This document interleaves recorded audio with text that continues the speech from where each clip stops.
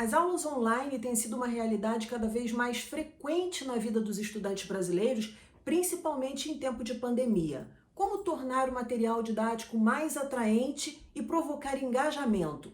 Para essas e outras perguntas, um pouquinho de educação.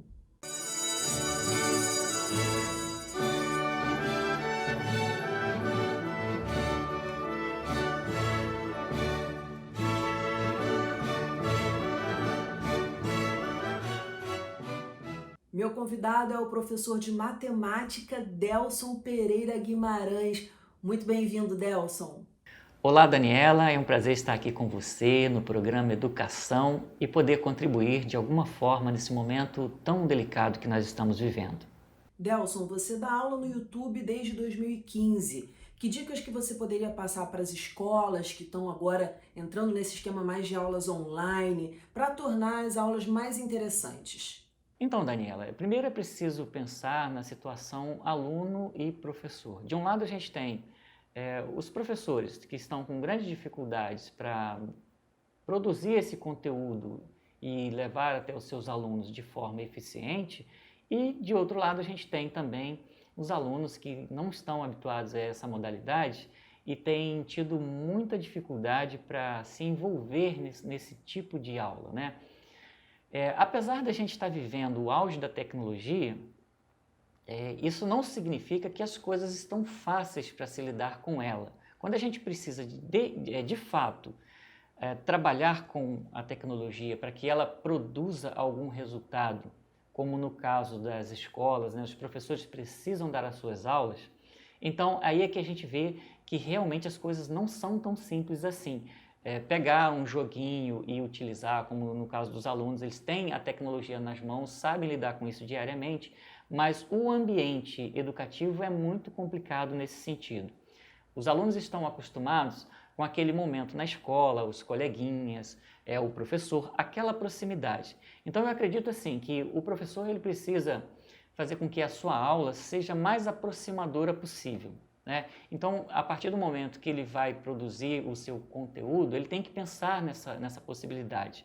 Então, para começar, a aula precisa ter aquele quebra-gelo, né? Aqueles 2 minutos iniciais ou 3, é onde o professor vai começar a conversar com aquele aluno. Cabe ao professor fazer esse elo, né? Essa ligação entre professor, aluno e coleguinhas também, caso use plataformas de interação. Então, ele pode ali fazer alguma brincadeira, perguntar como foi o seu dia, enfim, e ali já começa a relaxar um pouco mais. Os conteúdos precisam ser um tanto atraentes, né? Não adianta pensar naquele conteúdo tedioso, com muitos textos, é preciso lançar mão das ferramentas que existem por aí. Inclusive o YouTube facilita muito isso. Se você não pode produzir um conteúdo, mas de repente tem na internet que te favoreça, use. É um momento que você pode estar usando esse conteúdo em favor da sua aula. É claro que isso não é fácil, né? Falar aqui parece muito fácil, mas é preciso que haja um esforço. Existem as plataformas onde os professores conseguem fazer uma certa interatividade entre os próprios alunos e isso minimiza bastante. As webconferências também ajudam muito. Então, é um meio que o professor tem para fazer com que a sua aula fique mais interessante e, claro, precisa também do apoio dos pais, o envolvimento de todo mundo, pais, professores, alunos, escola, tudo isso é um conjunto que vai contribuir para um resultado que seja agradável para todos os envolvidos nesse caso. Com certeza, ótimas dicas. Quanto tempo deve durar cada videoaula? Isso é muito importante. Uma das primeiras coisas que eu fiz quando criei o canal Primazia do Saber, que é o nosso canal de apoio aos nossos alunos de reforço escolar e tudo mais, uma das primeiras coisas que eu fiz foi uma pesquisa de erros que você precisa evitar em um canal. Então, foi por volta de 2014, se eu não me engano, 2015, que eu comecei a pesquisar sobre isso. E uma das coisas mais curiosas que eu vi foi justamente a reclamação quanto ao tamanho dos vídeos. A maioria dos usuários reclamavam de vídeos que tenham mais do que 15 minutos, às vezes já reclamam desse tempo. E isso é realmente é um caso a se pensar com carinho, porque para um adulto já é cansativo você pegar um vídeo que tem mais de 20 minutos, por exemplo, para você assistir. Um vídeo educativo, né? Um vídeo onde você esteja aprendendo alguma coisa. Se você está vendo um vídeo de humor, é diferente. Aí você vê 30, 40, 50 minutos, uma hora, o que for, porque ali você está se divertindo. Mas no momento que você está estudando, isso força muito a sua mente. Você está tentando aprender alguma coisa. Então, não se pode pensar em vídeos grandes. Faz sentido toda a reclamação dos usuários do YouTube nesse sentido. Então, uma coisa que a gente procurou fazer foi sempre gravar vídeos que tenham assim um tamanho razoável, né? 8 minutos, 10 minutos, 12, quando muito 15 minutos. É claro que alguns vídeos meus mesmos, eu tenho mais de 100 vídeos no canal, tem alguns que tem mais do que isso, mas eu confesso que foi uma falha nesse sentido. Acho que a gente precisa, se o vídeo vai ter, digamos, 20 minutos, que tal fazer 2 vídeos de 10 minutos, pegar o assunto e fazer 2 partes, né? Então, eu acho interessante a gente pensar nisso, porque se você estiver resolvendo, por exemplo, uma prova, né? Você está lá numa prova e tem questão 1, 2, 3, 4, 5, e o aluno já viu a solução da questão 1, 2, 3, e aí daqui a pouco ele quer ver de novo, fiquei com dúvida na questão 4. Então, até para ele procurar naquele vídeo grande é difícil. Quando você se fizer em partes, já fica mais fácil para o aluno lidar com aquele vídeo posteriormente. Então, eu acho que esse é o caminho. Vídeos curtos e claro, na aula para a escola, ainda você tem que ter um cuidado ainda maior. Naquele momento que você vai dar a sua aula, se você der um vídeo grande, você tem que pensar que é como se aqueles alunos estivessem lá na sua sala. Será que você colocaria, ficaria sentado, deixaria lá um vídeo passando para ele 10, 15, 20 minutos? Não é legal. Então faça vídeos curtos, que é muito mais proveitoso. Ótima sugestão também, dividir o assunto em partes, com certeza. Qual é o maior desafio para o professor nesse momento? A maior dificuldade que eu tenho percebido dos professores nessa nova modalidade tem sido a adaptação das suas aulas para o ambiente virtual. O professor está acostumado lá na sua aula, na sala de aula, ele muitas vezes não mexe nem em computador, tem lá o quadro e tal. E agora ele está tendo que fazer slides, como eu já comentei aqui, ele está tendo que fazer vídeos. E o que ele usa? Ele vai usar o que ele tem, que são os celulares. Não tem um equipamento adequado para isso. E ainda tem uma situação muito complicada, que talvez seja pior ainda, que é enviar esses arquivos para o servidor. Há poucos dias, há umas 2 semanas talvez, eu tive uma colega, professora de geografia, que estava muito preocupada, tinha lá uns 3 vídeos enormes que estava enviando para o YouTube e deveria postar esse conteúdo até a meia-noite.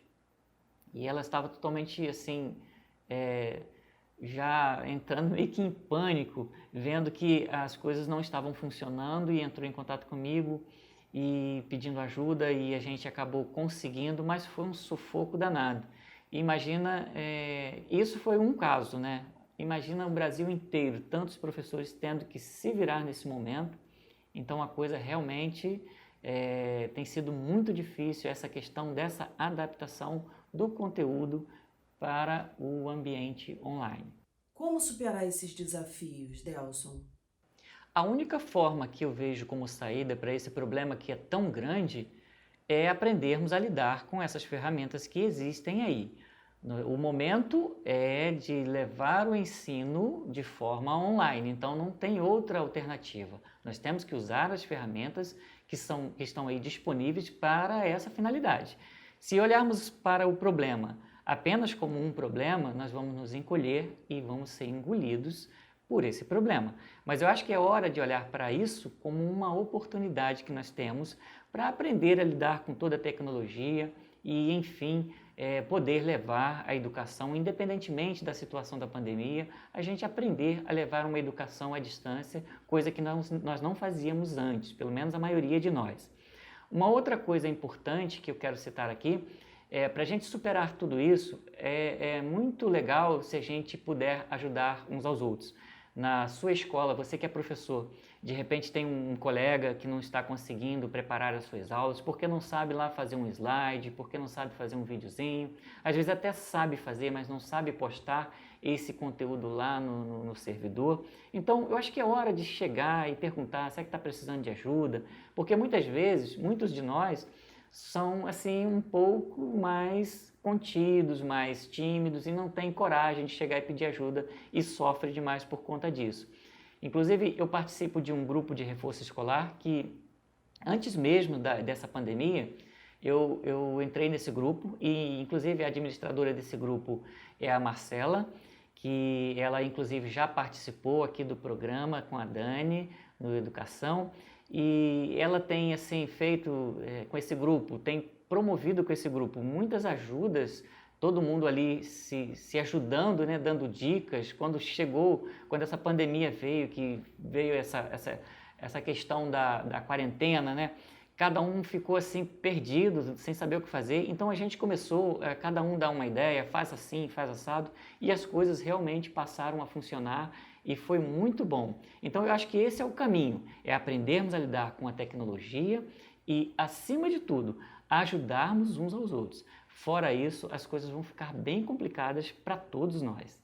Com certeza, Delson. Agora é o momento da gente pensar na coletividade, em dar as mãos, em um ajudar o outro, sem dúvida alguma. Como é que a gente pode melhorar o engajamento, aumentar o engajamento dos alunos nesse momento de estudos, de aulas online, de quarentena? É importante transmitir a esses alunos a importância e o significado desse momento que estamos vivendo. Embora, na maioria das vezes, crianças, eles entendem muito bem o momento delicado que o mundo todo está vivendo. Então, nós, professores, pais, precisamos transmitir a esses alunos a seriedade dessas aulas. Ele precisa enxergar que a aula que ele está tendo agora online é tão sagrada quanto aquela que ele fazia lá em sala de aula com o professor, com seus coleguinhas. E, claro, para haver um engajamento ainda maior, as aulas, como eu já citei aqui, o professor precisa ter cada vez mais uma aula que traga proximidades, tá? Então, o conjunto de tudo isso fará, sem dúvida, um interesse maior do aluno nas aulas. Perfeito. E os pais, como é que eles podem ajudar os filhos, os responsáveis, né? Como é que eles podem ajudar os filhos a assistir às aulas online longe da tentação dos videogames? Primeiro, é importante lembrar que o aluno ele não está de férias, né? Quarentena, estudando em casa, não significa férias. Está estudando em casa, é diferente, tá? A tentação dos videogames é uma coisa muito complicada. Então, cabe aos pais, nesse momento, criar um ambiente propício para que esse aluno tenha um bom rendimento nas aulas, tá? Imagine que o aluno esteja estudando ali, por exemplo, na sala e de repente tem alguém, não só o videogame, mas, por exemplo, assistindo TV. Já vai desconcentrar. Mas vamos supor ainda que saia todo mundo da sala enquanto o aluno está estudando ou faça um silêncio, mas o aluno sabe que muitas vezes o pai ou o irmãozinho foi lá para o quarto se divertir, jogar videogame, fazer qualquer outra coisa, assistir TV. O que vai passar na cabeça dele? Bom, só eu estou trabalhando, só eu estou estudando, está todo mundo se divertindo. Então isso não vai ser muito receptivo na mente dessa criança. É importante, então, para que esse aluno tenha um incentivo, é importante que toda a família esteja envolvida nesse processo. Imagine que ali, acompanhando todas as aulas, vendo, dando opiniões e participando, né, a família como um todo nesse momento. É difícil? É, mas tudo está difícil para todo mundo. Então, cabe à família como um todo participar desse momento com esse aluno, porque é uma necessidade. Mais uma vez a união. Delson, muito obrigada pela participação no programa. Foi um prazer enorme participar aqui do programa Educação com você, Dani. Muito obrigado pela oportunidade e eu espero que essas dicas contribuam para esse momento tão delicado aí da nossa educação brasileira, né? E vamos torcer para que tudo passe logo, essa crise dessa pandemia, e que possamos sair dela mais fortes. Vamos todos juntos lutar que nós vamos vencer. Um grande abraço e até a próxima.